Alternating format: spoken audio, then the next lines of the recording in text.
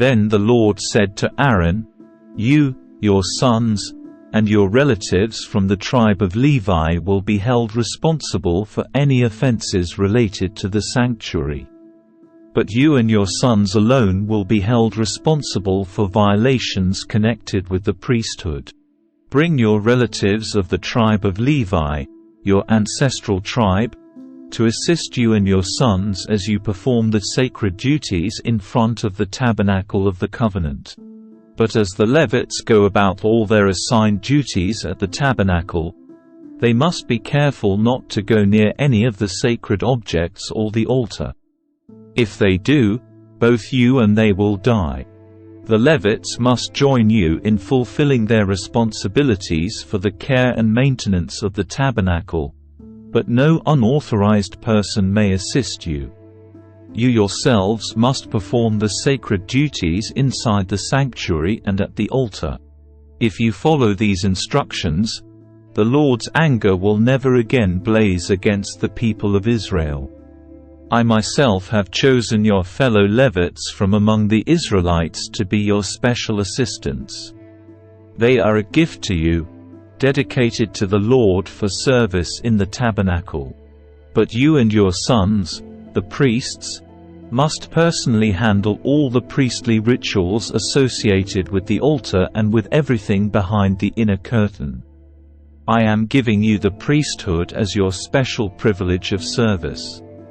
Any unauthorized person who comes too near the sanctuary will be put to death." The Lord gave these further instructions to Aaron. "I myself have put you in charge of all the holy offerings that are brought to me by the people of Israel. I have given all these consecrated offerings to you and your sons as your permanent share. You are allotted the portion of the most holy offerings that is not burned on the fire.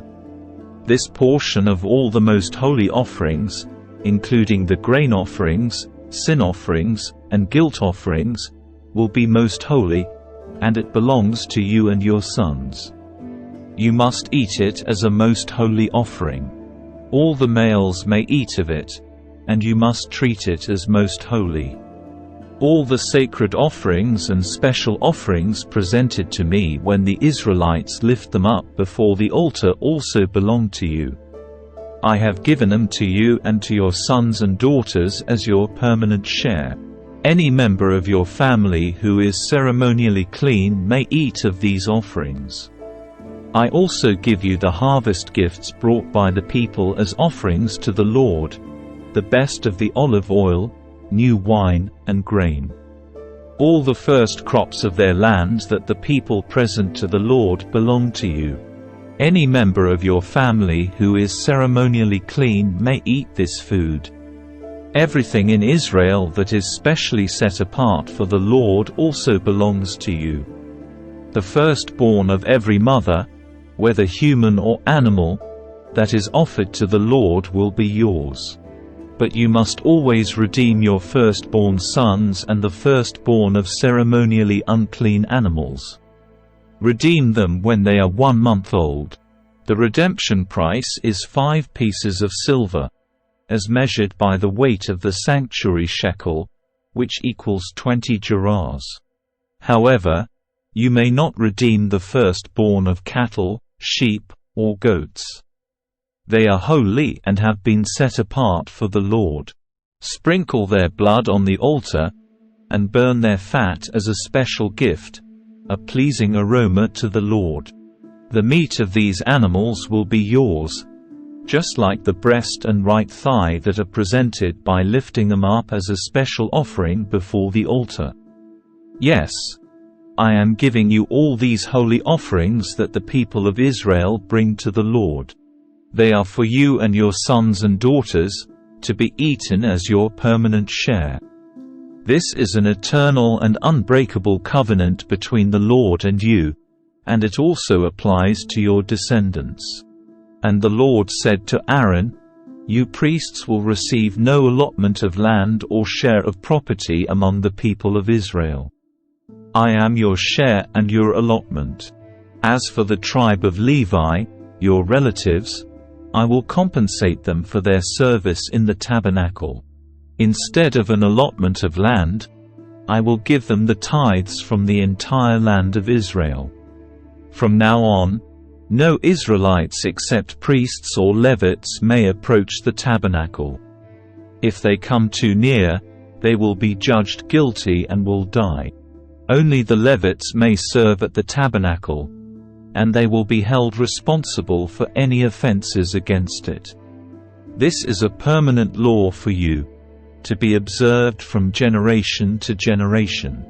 The Levites will receive no allotment of land among the Israelites, because I have given them the Israelites' tithes, which have been presented as sacred offerings to the Lord. This will be the Levites' share. That is why I said they would receive no allotment of land among the Israelites. The Lord also told Moses, "Give these instructions to the Levites. When you receive from the people of Israel the tithes I have assigned as your allotment, give a tenth of the tithes you receive, a tithe of the tithe, to the Lord as a sacred offering. The Lord will consider this offering to be your harvest offering, as though it were the first grain from your own threshing floor or wine from your own winepress. You must present 1/10 of the tithe received from the Israelites as a sacred offering to the Lord. This is the Lord's sacred portion, and you must present it to Aaron the priest. Be sure to give to the Lord the best portions of the gifts given to you. Also, give these instructions to the Levites. When you present the best part as your offering, it will be considered as though it came from your own threshing floor or winepress. You Levites and your families may eat this food any way you wish, for it is your compensation for serving in the tabernacle. You will not be considered guilty for accepting the Lord's tithes if you give the best portion to the priests. But be careful not to treat the holy gifts of the people of Israel as though they were common. If you do, you will die." The Lord said to Moses and Aaron, "Here is another legal requirement commanded by the Lord. Tell the people of Israel to bring you a red heifer, a perfect animal that has no defects and has never been yoked to a plow. Give it to Eleazar the priest, and it will be taken outside the camp and slaughtered in his presence. Eleazar will take some of its blood on his finger and sprinkle it 7 times towards the front of the tabernacle. As Eleazar watches, the heifer must be burned, its hide, meat, blood, and dung. Eleazar the priest must then take a stick of cedar, a hyssop branch, and some scarlet yarn and throw them into the fire where the heifer is burning. Then the priest must wash his clothes and bathe himself in water. Afterwards he may return to the camp, though he will remain ceremonially unclean until evening. The man who burns the animal must also wash his clothes and bathe himself in water, and he, too, will remain unclean until evening. Then someone who is ceremonially clean will gather up the ashes of the heifer and deposit them in a purified place outside the camp. They will be kept there for the community of Israel to use in the water for the purification ceremony. This ceremony is performed for the removal of sin. The man who gathers up the ashes of the heifer must also wash his clothes, and he will remain ceremonially unclean until evening. This is a permanent law for the people of Israel and any foreigners who live among them. All those who touch a dead human body will be ceremonially unclean for 7 days. They must purify themselves on the 3rd and 7th days with the water of purification. Then they will be purified. But if they do not do this on the 3rd and 7th days, they will continue to be unclean even after the 7th day. All those who touch a dead body and do not purify themselves in the proper way defile the Lord's tabernacle, and they will be cut off from the community of Israel. Since the water of purification was not sprinkled on them, the defilement continues. This is the ritual law that applies when someone dies inside a tent. All those who enter that tent and those who were inside when the death occurred will be ceremonially unclean for 7 days. Any open container in the tent that was not covered with a lid is also defiled. And if someone in an open field touches the corpse of someone who was killed with a sword or who died a natural death, or if someone touches a human bone or a grave, that person will be defiled for 7 days.